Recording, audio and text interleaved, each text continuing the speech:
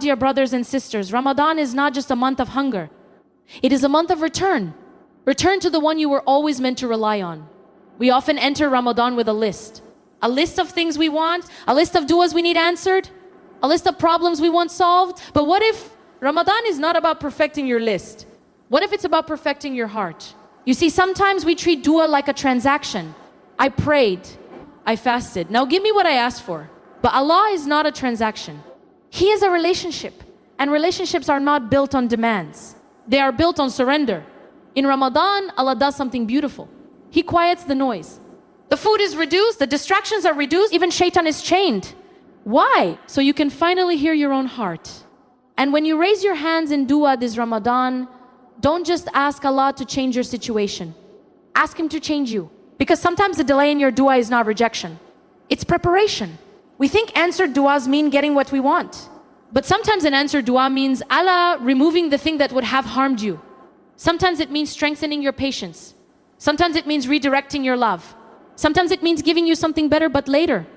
So how do you speak to Allah in Ramadan? Speak to Him with need, not pride, not entitlement. Need. Come to Him broken.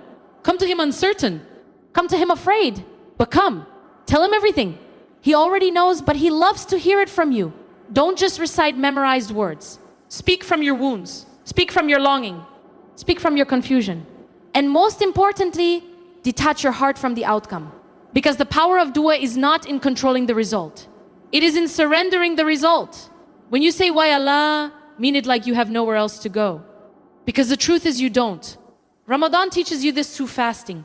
You feel hunger and you realize how weak you are. You feel thirst and you realize how dependent you are. And that dependence, that is the secret of accepted dua. Allah answers the one who calls upon Him, not the one who calls upon his own ego. So this Ramadan, don't just ask for what you love. Ask Allah to make you love what He chooses for you. Don't just ask Him to remove your hardship. Ask Him to make the hardship a bridge to Him. Don't just ask Him to give you the dunya. Ask Him to give you Himself. Because if you gain Allah, you have lost nothing. And if you lose Allah, no answered dua will ever be enough. So raise your hands this Ramadan. Not with a heart negotiating, but with a heart surrendering. And watch how the one who created your heart responds to it in ways you never imagined. Because sometimes the most powerful dua is not the one that changes your life. It is the one that changes your heart. Dua is a relationship, not a transaction. Ramadan teaches us that dua is not about demanding results from Allah. It's about building a sincere relationship with Him. Instead of approaching Allah with entitlement, we approach Him with humility, dependence, and surrender. Sometimes we approach dua as if it is a transaction. We fast, we pray, we give charity, and somewhere deep inside we begin to feel that now we deserve what we are asking for.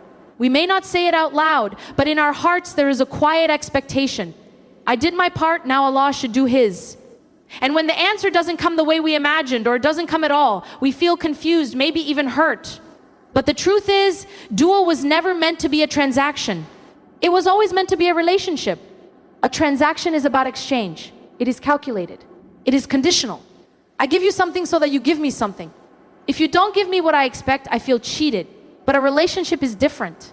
A relationship is built on trust, on love, on knowing the other deeply enough to believe in their wisdom, even when you don't understand their decisions. When you make dua, you are not speaking to a system. You are speaking to your Lord. You are not submitting a request form into the sky. You are turning your heart toward the one who created it. Think about the difference. In a transaction, the focus is the outcome. In a relationship, the focus is the connection. Many of us enter Ramadan with lists. We want marriage. We want healing. We want success. We want relief from pain. And there is nothing wrong with asking for these things. Allah loves that you ask. But the problem begins when the only reason we raise our hands is to secure an outcome. When the outcome becomes more important than the one we are asking. What if Ramadan is not just about getting your duas answered? What if it is about learning how to speak to Allah in a way that transforms your heart? When you love someone, you don't only speak to them when you need something. You speak because you want closeness. You share your fears, your hopes, your confusion. Oh, you open yourself. That is what dua is meant to be. It is vulnerability before the one who already knows you completely. And here is something subtle but powerful.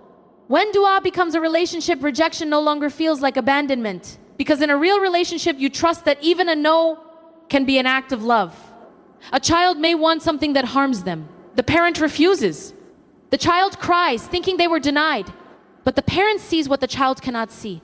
If you truly believe that Allah is Ar-Rahman, Ar-Rahim, then you believe that His refusal can be mercy. His delay can be protection. His redirection can be guidance. When we treat dua like a transaction, a delay feels like a broken promise. But when we treat dua like a relationship, a delay becomes part of a bigger wisdom. Ramadan softens the heart. Hunger humbles you. Thirst reminds you how fragile you are. And in that fragility, you begin to understand your need. Real dua comes from need, not from pride, not from entitlement. Need. And need draws you closer to Allah. If you only want the gift and not the giver, your heart will always be restless. Because even if you receive what you ask for, you will move on to the next desire. The human heart is never satisfied by dunya alone.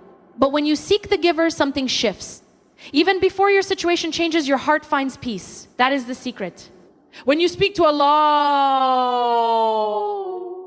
as part of a relationship, you say, Ya Allah, I want this. But more than this, I want you. If this thing brings me closer to you, grant it to me. If it takes me away from you, remove it from my heart. That kind of dua is powerful. Not because it guarantees a specific outcome, but because it aligns your heart with divine wisdom.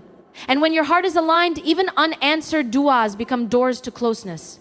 Ramadan is an invitation, not just to ask more, but to love more, to trust more, to surrender more. So when you raise your hands, don't just present your list, present your heart. Talk to Allah not as a negotiator, but as a servant who knows He has nowhere else to go. Talk to Him not only when you are desperate for change, but because you long for connection. Because at the end of the day, the greatest answered dua is not always the one that changes your circumstances. It is the one that deepens your relationship with the one who controls them. Change your heart before asking to change your situation. The real power of Ramadan is inner transformation.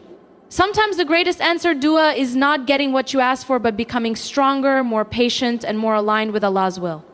One of the most powerful shifts that can happen in Ramadan is this. Instead of asking Allah to change your situation, you begin asking Him to change you. That sounds subtle, but it changes everything. Most of us carry into Ramadan the weight of our circumstances. We are tired of the hardship, tired of the uncertainty, tired of waiting. We want relief. We want clarity. We want doors to open. And so our duas are focused outward. Ya Allah, fix this problem. Remove this pain. Give me this opportunity. Bring this person back. Change my situation. But what if the situation is not the first thing that needs to change? What if the heart inside the situation is? Sometimes we assume that peace comes from a different set of circumstances. If only I had that job. If only this relationship worked out. If only my finances improved. If only my health returned. We convince ourselves that tranquility is waiting on the other side of an answered request. But Ramadan teaches a deeper lesson. It teaches that peace is not tied to what you have. It is tied to who you are becoming. You can have everything you ask for and still feel empty. And you can have very little yet feel anchored and steady. The difference is not always the situation. The difference is the state of the heart. When you ask Allah to change you, you are asking for something far greater than a temporary shift in your environment. You are asking for resilience instead of fragility. You are asking for tawakkul instead of anxiety. You are asking for contentment instead of constant comparison. You are asking for a heart that can survive both abundance and loss. And that kind of transformation stays with you no matter where life takes you. Sometimes Allah does not immediately remove the storm because He is building the strength of the sailor. If the storm disappeared without the inner growth, the next one would destroy you. But if you become stronger, more patient, more reliant on Him, then even if the storm remains, it does not drown you. Ramadan strips away distractions. It weakens the body so the soul can be strengthened. When you feel hunger, you are reminded of your limitations. When you wake in the night to pray, you feel your exhaustion. And in those moments, you see clearly how dependent you truly are. That dependence is not a weakness. It is a doorway. Oh, when you say, Ya Allah, change me, you are acknowledging that you cannot fix yourself alone. You are asking Him to purify your intentions, to soften your heart, to remove arrogance, to heal jealousy, to quiet the need for validation, to help you forgive, to help you trust. These are deeper duas. And sometimes they are harder than asking for worldly things. Because changing your situation can feel easier than changing your ego. It is easier to ask for a new path than to ask for a new perspective. But imagine what would happen if instead of saying, Ya Allah, remove this hardship, you said, Ya Allah, make me the kind of person who can carry this hardship with faith. Instead of saying, Ya Allah, Give me what I want. You said, Ya Allah, make my heart satisfied with what you choose. That is not passive. That is powerful. Because when your heart changes, your entire experience of life changes. The same trial that once broke you becomes something that refines you. The same delay that once frustrated you becomes something that teaches you patience. The same closed door that once devastated you becomes redirection. Allah cares more about who you are becoming than what you are accumulating. This dunya is temporary. Situations shift. People come and go. Wealth rises and falls. Health strengthens and weakens. But your soul, your character, your closeness to Allah, that is what lasts. So in Ramadan, when you stand in prayer and raise your hands, expand your dua. Yes, ask for what you need. Allah loves that you ask. But don't stop there. Ask Him to make you sincere. Ask Him to remove the love of dunya from your heart. Ask Him to increase your gratitude. Ask Him to make you someone who remembers Him in ease before hardship forces you to. Because if Allah changes your heart, then even before your external reality shifts, you will feel lighter. You will feel steadier. You will feel a kind of peace that does not depend on perfect circumstances. And that is the hidden gift. The greatest answered dua may not always look like the life you imagined. Sometimes it looks like becoming a person you never thought you could be stronger, softer, more trusting, more anchored in Him. When that happens, even if the situation takes time to change, you are no longer waiting in despair. You are growing. And that growth is itself a form of mercy. Surrender the outcome completely. The secret of accepted dua lies in detachment from the result. When you ask Allah with full trust, believing He will give, delay, or redirect in the best way, your heart finds peace even before the answer comes. There is a quiet but powerful secret to dua that many of us struggle to accept. The strength of your supplication is not in how desperately you cling to the outcome, but in how sincerely you surrender it. We often believe that the more tightly we hold on to what we want, the more likely we are to receive it. So we replay the request in our minds. We imagine the exact scenario. We plan the details. We attach our happiness to a specific result. And then we raise our hands to Allah, but our hearts are already wrapped around the answer we have written for Him. And this is where the struggle begins. Because when the outcome becomes the condition for your peace, you have unknowingly attached your heart to something temporary. You have made your tranquility dependent on a created thing, a job, a person, an acceptance letter, a diagnosis, a proposal, a financial breakthrough. And anything created is fragile. Detachment does not mean you stop caring. It does not mean you stop asking. It does not mean you suppress your desires. It means you care deeply, you ask sincerely, but you trust completely. There is a difference. You can say, Ya Allah, I want this. I long for this, it matters to me. And at the same time say, but you know what I do not know? If this is good for me, bring it close. If it is not, remove it and replace it with better. That is surrender. Surrender is not weakness. It is not passive resignation. It is an active, conscious decision to place your trust in the wisdom of Allah over the limitations of your own vision. We suffer most when we insist that only one outcome can make us whole. We tell ourselves that if this specific door does not open, everything falls apart. If this person does not stay, we will never recover.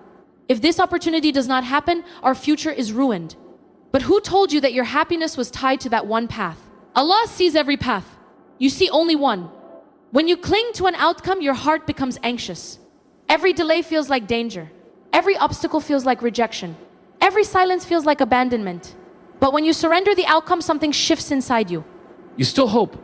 You still pray, but your heart is no longer suffocating under the weight of expectation. Ramadan teaches this lesson through fasting. Oh, you abstain from what is permissible food. Drink, not because they are bad, but because you are training your heart to detach.